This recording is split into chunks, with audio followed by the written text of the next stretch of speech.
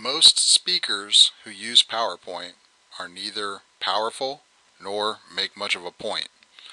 Today's narrated PowerPoint is about how to use PowerPoint to the maximum effect, how to use it as it is designed to be used, the teachings of Cliff Atkinson and why his Beyond Bullets movement and teachings are important to your growth as a public speaker, and then finally the poster board wall of shame. Most speakers are neither powerful nor make much of a point.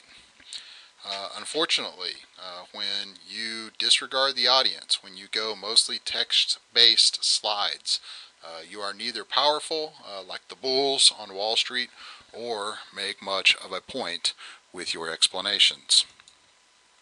If your slides look like this slide, full of bullets, full of text, with no visual, no exciting visuals, no evocative visuals, then you are a speaker who is in need of a public speaking visual aids makeover.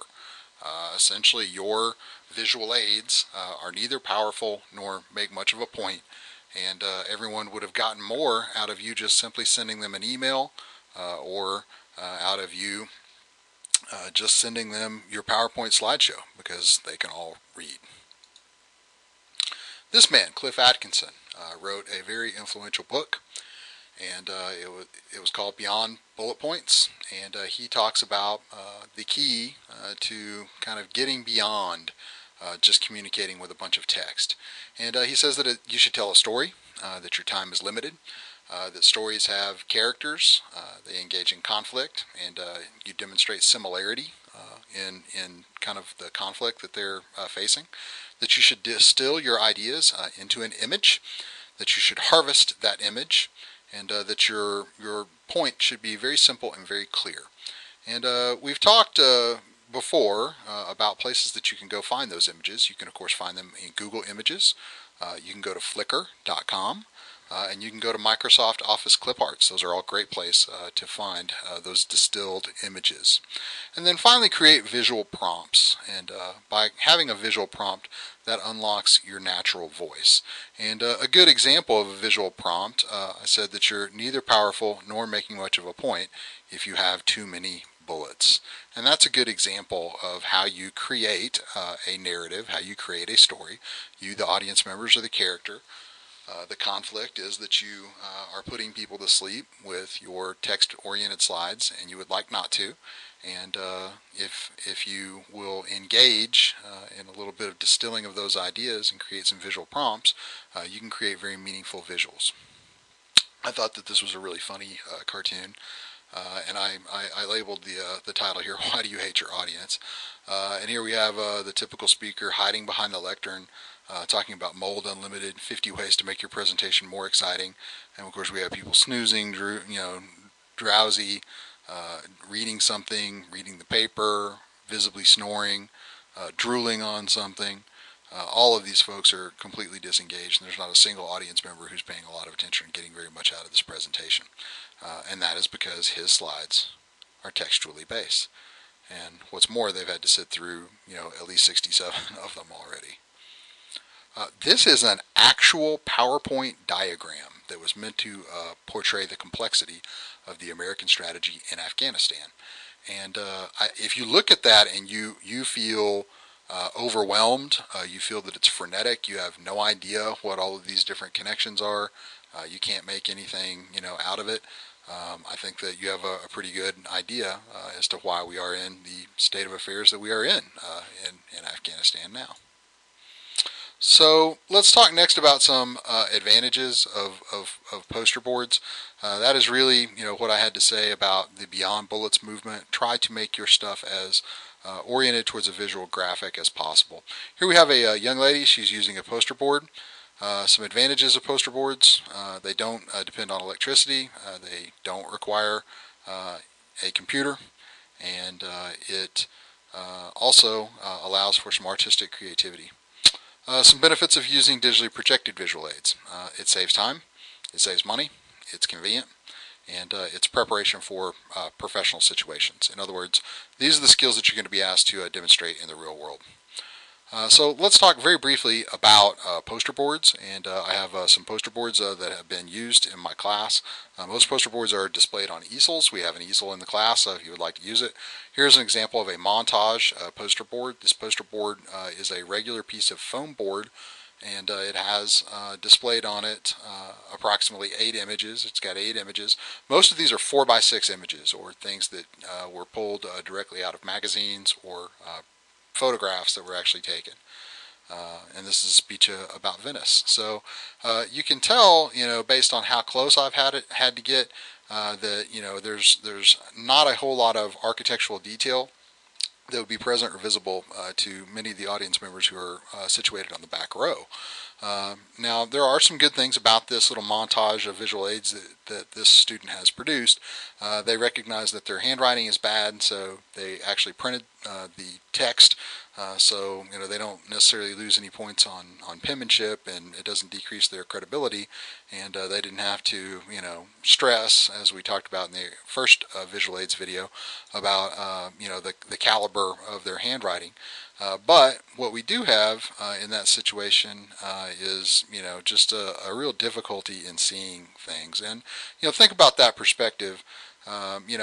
This photograph was taken about 6 feet away from that particular poster board, and it is impossible essentially to see what's happening in the poster board.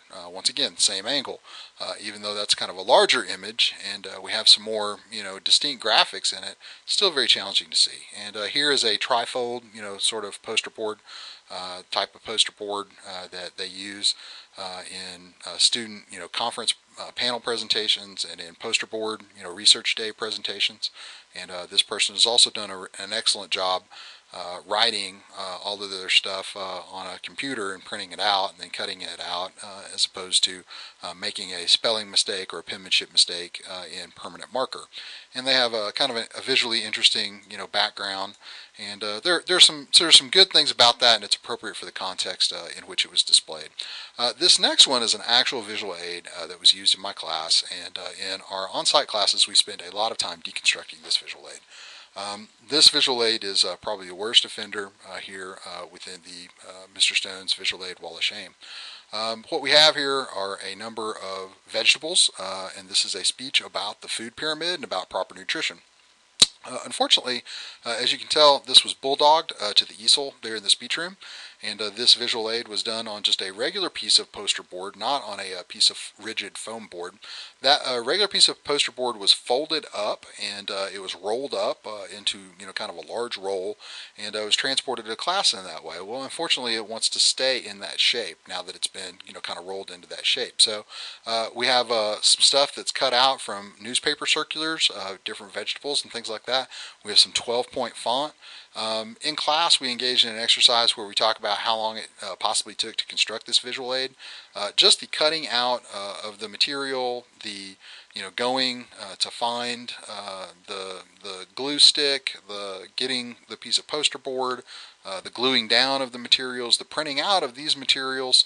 All told, this person spent about 2 hours on this particular visual aid, and it's a really, really bad visual aid, and it's a really good example, in my opinion, of how failing to leverage computer technology and digital projection methods in a PowerPoint slideshow actually causes a lot of problems. So we have a couple of other visual aids that we'll talk about. This is obviously for a speech about the flat tax. And, once again, this does not communicate a great deal of thought and preparation. It does not look professional. It is not, something that I look at and go, yeah, that, absolutely increases my understanding of the flat tax. They don't talk about, who would be taxed or anything else like that. It's much more of a kind of an evocative sort of emotional appeal, really, than it is, something that clarifies a speech process. This one's a little bit better. This is about chess, and it's about the different directions that pawns can move on opening moves, or how they can move diagonally to take things when they get promoted. In other words, when they reach the last line there on the chessboard, they can be promoted to a rook, knight, bishop, or queen. So that one's a little bit better, and that one actually does, kind of communicate something. I wouldn't be embarrassed if a student produced something like that. This is what we refer to as a montage. You have a number of different fonts that are used, and really none of them, communicate a whole lot of anything. They are talking about classic forms of shoes, but as easy as it is to find images in Google Images and on Flickr and at Microsoft Clip Arts, and as easy it is to find images from the internet, it is really not a good idea to have a montage sort of visual aid on a poster board similar to this one. It does not really distinguish between smart handbags and classic handbags or classic boots or shoes. And this guy's a designer, but it doesn't really tell us who he is. Figure flattering, whatever that means in the context of this particular presentation. So that is an example of a montage visual aid that doesn't really bolster our understanding, and it's kind of busy. It's got too many images, and it looks like they're just trying to be cheap and only use one piece of rigid poster board, rigid foam board, as opposed to using more than one. This one is kind of about some old school, trucks and old school cars, and I just think that this would have been, much better had they scanned each of these or found each of these. It looks like they found them on the internet and then printed them. I doubt that they had all those old school pictures. So once again, the use of the poster board is not preferable. Now this person does do a good job making sure that they're all kind of glued in the same sort of orientation, and that there's appropriate spacing and things like that. So it's a very neatly constructed visual aid. I just think that it would be more effective if it was digitally projected. The last one, I guess, that we'll look at here is an extreme example of the montage visual aid, and it's really difficult to kind of tell, what this visual aid is actually about.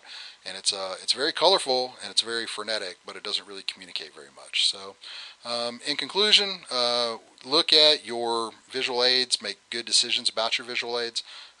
Make sure that if you do use a poster board, that you are attempting to use the poster board in the most correct way possible, and that the poster board contributes to your audience members' understandings.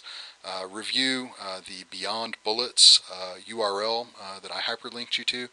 There's an interesting video there where Cliff Atkinson kind of talks about his process and describes that process in a little bit more detail. Remember, you want your PowerPoints to be both powerful and for them to make a point, and I think that you remember the picture of the bull and the exclamation point, and that is because I chose two images that accurately communicated the story that I was trying to tell, and utilized some of Cliff Atkinson's principles. Thanks for listening. Have a great day.